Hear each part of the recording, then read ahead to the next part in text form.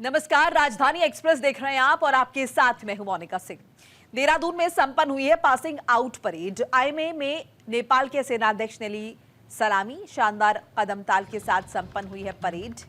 Indian military academy में हुई है परेड और परेड में 491 कैडेट पास आउट। उत्तराखंड के देहरादून स्थित भारतीय सैन्य अकेडमी के लिए आज का दिन बेहद खास है। जेंटलमैन कैडेट्स कड़ी प्रशिक्षण के बाद भारतीय सेना का हिस्सा बन गए। वहीं देहरादून में भारतीय सैन्य अकेडमी की पासिंग आउट परेड संपन्न हुई है। शानदार कदमताल करते हुए 491 जेंटलमैन कैडेट्स ने सेना अधिकारियों और अपने परिजनों को गर्व की अनुभूति कराई। पासिंग आउट परेड की सलामी लेने के लिए मुख्य अतिथि के रूप में मित्र राष्ट्र नेपाल के सेनाध्यक्ष अशोक राज ने परेड की सलामी ली। आईएमए के मुख्य प्रशिक्षक मेजर जनरल आलोक नरेश समेत कई अधिकारी इस अवसर पर मौजूद रहे।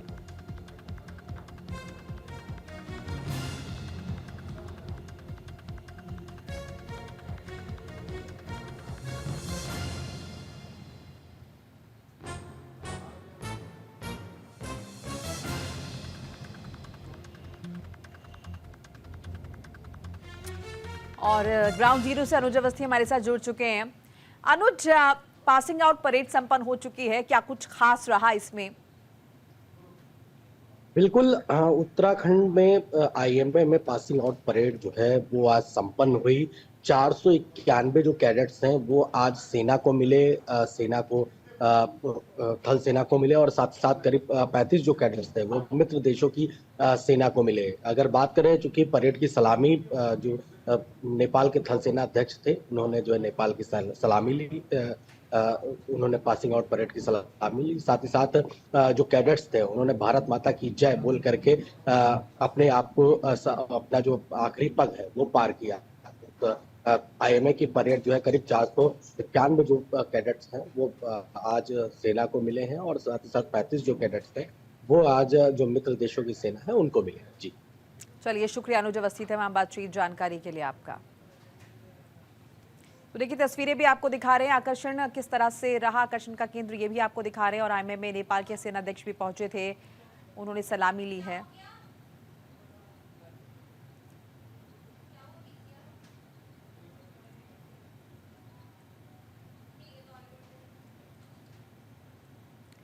और लक्सर में अवैध खनन पर घमासान देखने को मिला। अवैध खनन को लेकर कांग्रेस का हमला है। पूर्व मुख्यमंत्री हरीश रावत ने धामी सरकार को घेरा है। अवैध खनन से नदियों के पुल जो है वो खतरे में हैं। और इस बीच ये भी बता दें कि संकट में किसानों के खेतों का जीवन भी नजर आ रहा है। हरिद्वार से खबर आपको बता रहे हैं, अवैध खनन पर घमासान लगातार जारी है। इसे लेकर पूर्व मुख्यमंत्री और कांग्रेस नेता हरीश रावत ने भी धामी सरकार पर हमला बोला है। लक्सर पहुंचे हरीश रावत ने कहा कि अवैध खनन से नदियों के पुल खतरे में हैं। किसानों के जो खेत है उनका जीवन संकट में पड़ गया है। बता दें कि इस मसले को खुद बीजेपी से हरिद्वार सांसद त्रिवेंद्र सिंह रावत भी संसद में उठा चुके हैं।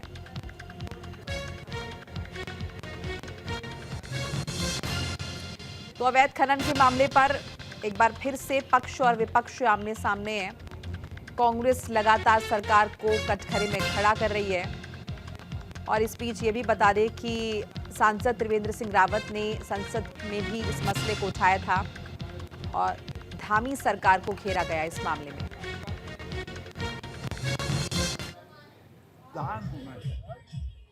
ये तो नदी को उखाड़ रही है, जिससे नदियों में जो पुल है वो खतरे में है।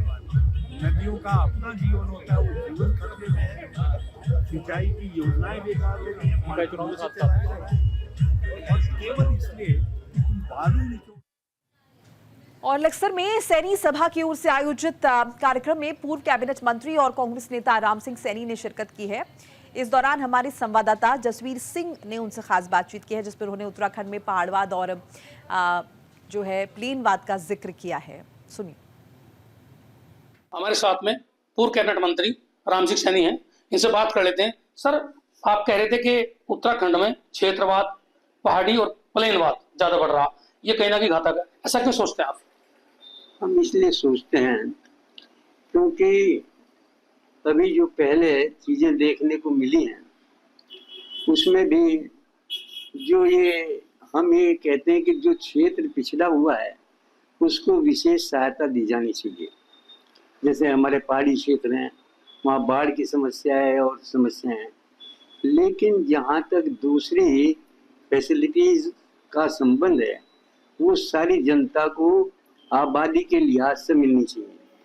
जैसे मैं उदाहरण के लिए दूं, अस्पताल जो बने हैं, मेडिकल कॉलेज जो बने हैं, वो आबादी को दृष्टिकोण रख करके बनने चाहिए, क्योंकि कई जिलों में ऊपर 2-2 मेडिकल कॉलेज बन गए। कि हरिद्वार क्षेत्र की जनता के साथ में भेदभाव सोतेलापन उद्धम सिंह नगर है, उधम सिंह नगर भी है, हाँ, हरिद्वार उधम जो सिंह मैदानी क्षेत्र हो, हाँ, सोतेला व्यवहार किया जा रहा है। हाँ, तो ये भाजपा की सरकार के दौरान बढ़ा, ये पहले से चला रहा। कांग्रेस सरकार भी रही, आपकी पार्टी की सरकार भी रही है। कांग्रेस सरकार में तो पंडित नारायण दत्त तिवारी मुख्यमंत्री थे जी। वो एक ऐसे मुख्यमंत्री थे जिनका दृष्टिकोण बहुत व्यापक था जी। वो केवल क्षेत्र के उसमें नहीं सोचते थे, नेशनल लेवल की बात सोचते थे। और उनके मुख्यमंत्री काल में आप ये देखिए, इसका हरिद्वार का तो इतना विकास हुआ, इतना शायद दूसरी जगह का ना हुआ। उसके बाद विकास ठप हो गया। हाँ, ठप हो गया। आप ये सिरकुल बना, वो बना, सारे के सारा हुआ, तो विकास पुत्र। तो हरिद्वार के नेता क्यों अपनी आवाज नहीं उठाते? यहाँ से कई एमएलए हैं, तो क्या लगता नहीं? अब ये है, देखो बात ये है कि हरिद्वार के एमएलए जो अपोजिशन के हवाले, उनको भी वो वक्तन फवक्तन अपने हिसाब से उठाते होंगे, लेकिन ये मैं अपने दृष्टिकोण से कह रहा हूँ, वो अपने उससे संघर्ष करते हैं, मैं अपने व्यू से कह रहा हूँ।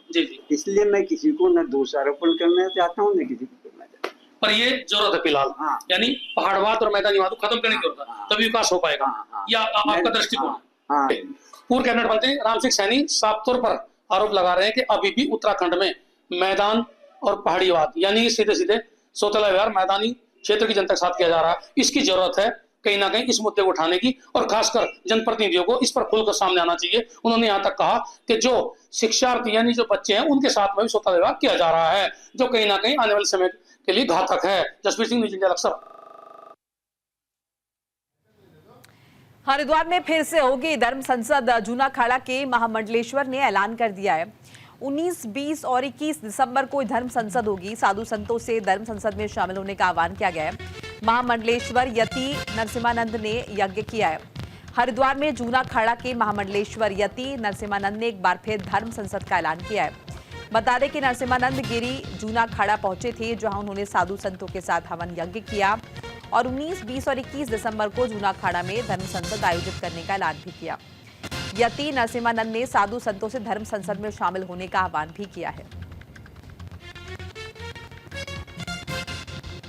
तो 19, 20, 21 दिसंबर को धर्म संसद है और तमाम साधु संतों से इसमें शामिल होने का आह्वान किया गया है।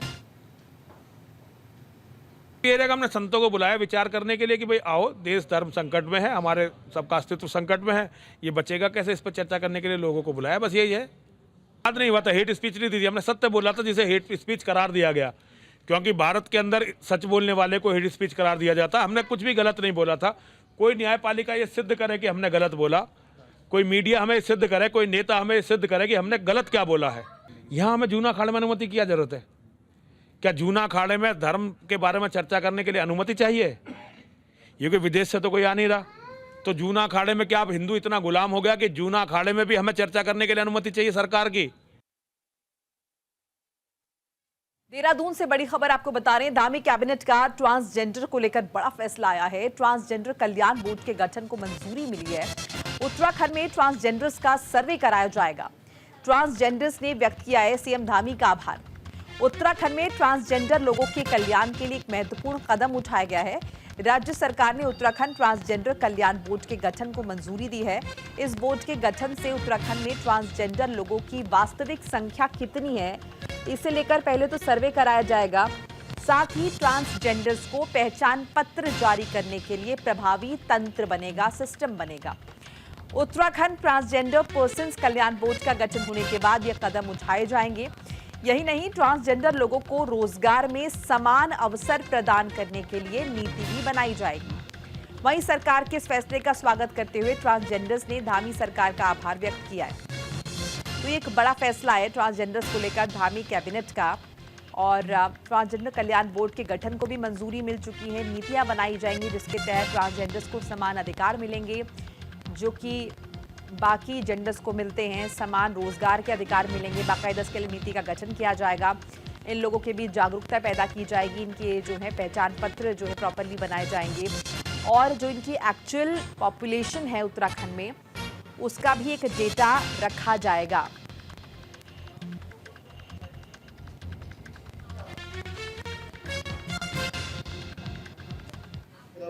जो ट्रांसजेंडर समुदाय के हितों के लिए जो व्यवस्था है, जो अधिनियम है, उसमें एक ट्रांसजेंडर पर्सनल कल्याण बोर्ड के गठन की बात कही गई है। तो वो आज उस बोर्ड के गठन की आज माननीय मंत्रिमंडल द्वारा अनुमति दी है। शुक्रगुजार हूँ धामी सरकार की, जिन्होंने हम लोगों के लिए भी ये चीज़ें ये फैसला लिया है और ये बहुत पहले होना चाहिए था। 2018 में पारित हो गया था। तो बहुत लेट ये सरकार को सूझा कि हम भी है इसी समाज का हिस्सा है। हमें जब बोर्ड दे सकते हैं या टैक्स दे सकते हैं तो हमारे अधिकार भी हमें मिलने चाहिए। तो मैं बहुत खुश हूँ, बहुत सराहना करती हूँ मैं सरकार की और कि जिन्होंने उत्तराखंड में भी ये संशोधन किया है कि ट्रांसजेंडर वेलफेयर बोर्ड भी होना चाहिए। तो मुझे बहुत खुशी हो रही है कि शायद हमारा उज्जवल भविष्य होने वाला है। लक्सर में पुलिस ने हत्याकांड का खुलासा किया है। प्रॉपर्टी डीलर की हत्या के 2 आरोपी गिरफ्तार हो गए हैं। आरोपियों की निशानदेही पर शव बरामद हुए हैं। लक्सर के खानपुर में एक प्रॉपर्टी डीलर की हत्या से सनसनी मच गई है। पुलिस ने हत्याकांड को अंजाम देने वाले 2 आरोपियों को गिरफ्तार किया है। गिरफ्तार आरोपियों की निशानदेही पर पुलिस ने चंदपुरी खादर गांव के पास से ही खेतों में दबे हुए प्रॉपर्टी डीलर के शव को बरामद कर लिया है। रोशनाबाद मुख्यालय में एसएसपी प्रमेंद्र सिंह डोभाल ने मामले का खुलासा किया है। तो लक्सर में पुलिस ने हत्याकांड का खुलासा कर दिया है। 2 आरोपी गिरफ्तार हो गए हैं। दर्ज करके आगे की हम लोगों ने इसकी जांच पड़ताल शुरू करी। इस बीच जो है मृतक के कुछ बटुआ, कुछ सामान हमें पुलिस को प्राप्त हुआ था। तो ये बात बहुत क्लियर हो रही थी कि ये व्यक्ति के साथ कोई अनहोनी हो गई है। इसलिए पुलिस ने अपनी जांच का दायरा बढ़ाते हुए उस मृतक के उस व्यक्ति की जितने भी सराउंडिंग्स में जो लोग थे उन लोगों से पूछताछ करके सर्विलांस का उपयोग करके और सीसीटीवी फुटेज को भी हम लोगों के द्वारा इसमें खंगाला गया था। इसमें 3 लोग संदिग्ध हमें प्राप्त हुए थे, मिले थे, जिनसे पुलिस के द्वारा जब हिरासत में लेकर पूछताछ की गई तो इसमें 2 लोग जो हिरासत में पूछताछ में लोगों ने बताया कि इनके द्वारा ही इस व्यक्ति को अगवा किया गया था और उससे पैसे निकालने की नियत से उसके साथ लापता है। 8 तारीख की दोपहर को उधर से आए हैं इधर कानपुर। उस दिन अकेले आए थे और 8 तारीख से 3:30 बजे के बाद इनका फोन स्विच ऑफ हुआ। शाम तक नहीं पहुंचे तो हम लोगों ने जानकारी निकाली। फिर रात में हम लोग यहाँ ढूंढने आए। उसी दिन हमने रिपोर्ट वगैरह भी कराई। पुलिस तुरंत ही हमारे साथ गई। खेत वगैरह में भी देखा जाके, जहाँ कार बाड़ के लिए गए थे तो वहाँ कुछ पता नहीं चला। तो दूसरे दिन हमने जांच करनी शुरू करवाई, ढूंढना शुरू करा। दूसरे दिन इनका वॉलेट मिला, उसमें कागज वगैरह थे। फिर सर्च करा और सर्च करने के बाद फिर उसके दूसरे दिन हेलमेट और टोपी बरामद हुई इनकी पुलिया के पास। और फिर तीसरे दिन इनकी बाइक मिली है। और ज्यादा जानकारी के लिए हमारे साथ जसवीर सिंह जुड़ चुके हैं, हमारे सहयोगी। जसवीर, हत्याकांड का खुलासा हो चुका है, 2 आरोपी गिरफ्तार कर लिए गए हैं। क्या कुछ जानकारी और निकल कर आई है? क्या इन लोगों की मंशा रही? क्या पहले से ये लोग घात लगाए बैठे थे? उसके बाद जानकारी जुटाई गई प्रॉपर्टी डीलर के बारे में। देखिए, ये पूरा मामला जो खुल के सामने आया है, इससे ये पता चलता है कि जो 2 युवक पकड़े गए हैं, अक्षय और रोबिन, जो चंदपुरी गांव के थे, जहां पर ये रमाशंकर प्रॉपर्टी का काम करता था, यानी खानपुर क्षेत्र में। तो इसने एक ऑफिस बना हुआ था। तो उन लोगों को ये अंदाजा था कि इसके पास बहुत मोटी रकम यानी मोटा पैसा है। तो कहीं ना कहीं पैसे के लालच में ये दोनों इसकी फिराक में थे और इन्होंने 8 दिसंबर को इसे जमीन दिखाने के बहाने से जंगल में बुलाया था। एक खेत भी से दिखाया था। उस दौरान उन्होंने इसे इसके हाथ पार बांध दिए और हाथ पार बांध कर इसे जंगल में ले गए और फिर इसके मुंह पर टेप चिपका दी थी। यानी पहले तलाशी ली तो तलाशी में मात्र 400 रुपए निकले थे। फिर उन लोगों ने इसका एटीएम और इसका मोबाइल फोन भी कब्जे में ले लिया था। उसके बाद इस पर इसे डरा धमकाया। इससे पिन यानी जो इसका पे पिन था वो भी इन्होंने इससे डरा धमका कर मतलब जो हथिया लिया था और साथ में जो उसका पासवर्ड था वो ले लिया था। फिर इन्हें ऐसा लगा कि कहीं ऐसा ना हो कि पूरे मामले को पुलिस के सामने रख दे, यानी तुम्हारा खुलासा कर दे कि भाई मेरे साथ में मुझे अगवा किया गया या मेरे साथ में इस तरह की हरकत की गई है, तो ये डर गए और इन्होंने इसकी हत्या कर दी। हत्या करने के बाद से वही पास के गंगा किनारे स्थित घाट पे ही इसे मिट्टी में दबा दिया, यानी इसके शव को वहीं से उन्होंने दफन कर दिया। और इसके पीछे सबसे बड़ी मंशा ये थी कि इसके अकाउंट में मोटा पैसा है, उसे निकालिए। इन्होंने कोशिश भी करी है, अगले दिन हत्या के अगले दिन ये लोग पहुंचे और ATM से 30,000 रुपए निकालने की कोशिश की। वैसे जो अभी तक मोटिव सामने आया तो वो यही था कि पैसे के लालच में इसकी हत्या की गई है। ये 3 युवक थे, 2 गिरफ्तार कर लिए गए हैं, एक अभी फरार है। जसवीर, क्या ये लोग पेशेवर अपराधी हैं? इस बारे में भी अगर कोई जानकारी मिल पाई हो, पेशेवर अपराधी है, इनका बैकग्राउंड क्रिमिनल रहा है? अभी तक पुलिस ने छानबीन की है तो कोई बाहर के मुकदमा कोई इनके खिलाफ कोई दर्ज नहीं है। हाँ, छोटा मोटा मामला मारपीट या उसका हो सकता है, पर ऐसा नहीं है कि कोई बड़े अपराधी थे। अचानक ही इनकी जो मनोदिशा है वो अचानक बदली और इन्हें ऐसा लगा कि शायद इसके मतलब ये रमाशंकर से मोटा पैसा वसूलना चाहते थे और उसी फेर में इन्होंने इसकी हत्या कर दी है। बस केवल यही मंशा रही हो। बाकी पुलिस जो तीसरा शख्स जो है उसकी कुंडली खंगाल रही है और हो सकता है उसकी गिरफ्तारी के बाद कुछ और खुलासा इसमें हो सकता है। चलिए, शुक्रिया जसवीर आपका तमाम बातचीत जानकारी के लिए। बहरहाल आगे बढ़ जाते हैं। देहरादून प्रशासन का बड़ा एक्शन है। हटाए गए हादसों के स्पीड ब्रेकर से 15 मिनट में हुए थे 7 हादसे। स्पीड ब्रेकर हटाकर सड़क को किया गया है समतल, बराबर कर दिया गया है, प्लेन कर दिया गया है। उत्तराखंड की राजधानी देहरादून में बीते 4 दिनों से स्पीड ब्रेकर चर्चा का विषय बना हुआ है। 4 दिन पहले अचानक रात में बनाए गए खतरनाक स्पीड ब्रेकर की वजह से घंटाघर पर कई सड़क दुर्घटनाएं हुई, जिसके बाद प्रशासन ने 12 दिसंबर को स्पीड ब्रेकर पर व्हाइट पेंट से मार्किंग की थी। लेकिन अब अचानक से जिला प्रशासन ने घंटाघर के बम स्पीड ब्रेकर को तोड़वाकर उसे सही करवाया है, उसकी ऊंचाई कम कराई है। दरअसल बीते महीने 11 नवंबर को देहरादून के ONGC चौक पर तेज रफ्तार इनोवा हादसे का शिकार हुई। हादसे में 6 लोगों की मौके पर मौत हुई। जांच में सामने आया था कि हादसे का कारण तेज रफ्तार था। हादसे के वक्त इनोवा की स्पीड तकरीबन 150 किलोमीटर प्रति घंटा थी। इस घटना के बाद पुलिस प्रशासन ने वाहनों की स्पीड पर लगाम लगाने के लिए कुछ कदम उठाए। इस क्रम में शहर में कई जगहों पर बीते दिनों स्पीड ब्रेकर बनवाए गए, लेकिन घंटाघर पर बना बम स्पीड ब्रेकर खुद हादसों का कारण बन गया। स्पीड ब्रेकर के कारण 15 मिनट में 7 हादसे हुए। ऐसे में स्पीड ब्रेकर को भी हटाकर इस सड़क को प्लेन करवा दिया गया है। समिति के डायरेक्शंस थे कि ड्रंकन ड्राइविंग केसेस और एक्सीडेंट्स को न्यून करने के लिए दिस वाज रिक्वायर्ड। हमारे जो भी वनरेबल स्ट्रेचेस हैं वहाँ पर RTO, ट्रैफिक पुलिस और PWD की जॉइंट कमेटी बनाई गई थी। तो जहाँ जहाँ पे भी रिकमेंड किया गया उस तरह से उनको एग्जीक्यूट किया गया था। हमारे शहर में कई जगहों पर ये एग्जीक्यूशन किया गया है। वन पर्टिकुलर जंक्शन पर it was done by smart city. Allegedly वहाँ पे कुछ फ्लॉज नोटिस में आए थे, तो due corrective action was taken and explanation has also been sought from the responsible. If any alleged misconduct or negligence comes to light, then appropriate action will be taken due. विकास नगर की कृषि मंडी में लगी आग, फलों की दुकान में लगी भीषण आग से लाखों का सामान जलकर खाक हो गया है। शॉर्ट सर्किट के कारण यह आग लगी है। फायर ब्रिगेड की गाड़ियों ने आग पर काबू पा लिया है। विकास नगर की कृषि मंडी की फलों की दुकान में आग लग गई है। आग लगने से लाखों का सामान जलकर खाक हो गया है। आग लगने का कारण शॉर्ट सर्किट बताया जा रहा है। फायर ब्रिगेड की गाड़ियों ने आग पर काबू पा लिया है। तस्वीर आपको दिखा रहे हैं किस तरह से आगजनी हुई है और लाखों का सामान जलकर खाक हो गया है आगजनी। पिछले कई दिनों से 6 सूत्रीय मांगों को लेकर ट्रक संचालकों की हड़ताल जारी है। वही हड़ताल में की गई मांगों को लेकर सचल दल ने सुध ली है और जौनसार बावर में इसका सीधा असर दिखा है। दरअसल कई क्षेत्रों में सचल दल ने ओवरलोडिंग वाहनों का चालान किया है।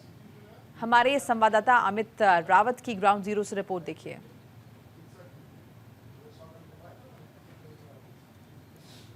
अभी पूरी मुलाकात तो हुई नहीं है।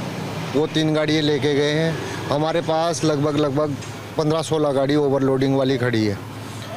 जो काम पुलिस प्रशासन या RTO को करना चाहिए वो आज हमें ट्रांसपोर्टरों को रोड पे आके खुद करना पड़ रहा है। और आपको जैसे पता होगा कि district Uttarkashi, district Tehri, district आपका श्रीनगर, ये रुद्रप्रयाग सब जगह ओवरलोडिंग के खिलाफ अभियान चल रहा है। हम उसके तहत काम कर रहे हैं।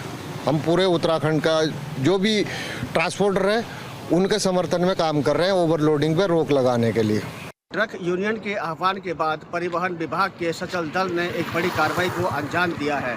चलानी कार्रवाई करते हुए 15 गाड़ियों का चालान काटा तो वहीं 3 गाड़ियां सीज भी की गई है। इस बड़ी कार्रवाई को अंजाम देने वाले अधिकारी को महज मात्र कुछ ही घंटों में तबादला कर दिया जाता है, जो कि क्षेत्र का एक बहुत चर्चा का विषय बना हुआ है। विकास नगर से अमित रावत, न्यूज़ इंडिया। और पहाड़ी इलाकों में बर्फबारी होने से मैदानी इलाकों में भी कड़ाके की ठंड शुरू हो चुकी है। लोग ठंड से बचने के लिए अलाव का सहारा ले रहे हैं, लेकिन हरिद्वार देहात क्षेत्र में प्रशासन ने अभी तक अलाव की व्यवस्था नहीं की है। इसे लेकर हमारे सहयोगी जसवीर सिंह ने ग्राउंड जीरो पर पहुंचकर स्थिति जानने की कोशिश की है। देखिए।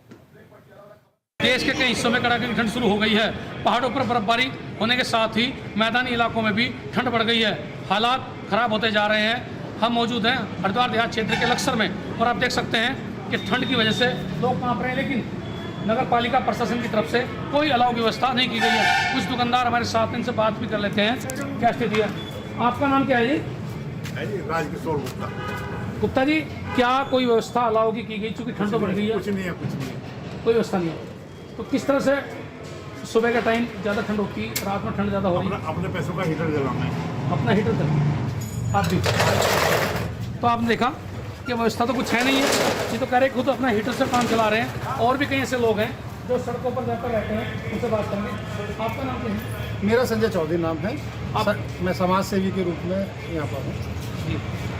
आप बताइए ठंड के बारे में। हाँ, मैं आपको धन्यवाद देना चाहता हूँ कि आपके चैनल से कम गरीब आदमी की आवाज़ शासन प्रशासन तक पहुँचे।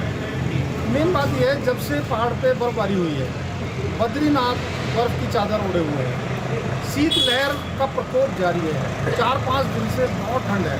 मेन बात तो ये है सर, सामान्य आदमी की तो बात छोड़िए, सामान्य आदमी तो अपना गुजर बसर कर ही लेता है, कोई दिक्कत वाली बात नहीं। लेकिन बात गरीब आदमी की है, जो इतने गरीब हैं जिनके पास रहने के लिए छत भी नहीं है, स्टेशन पर पड़े हैं, नैन बसेरों में पड़े हैं।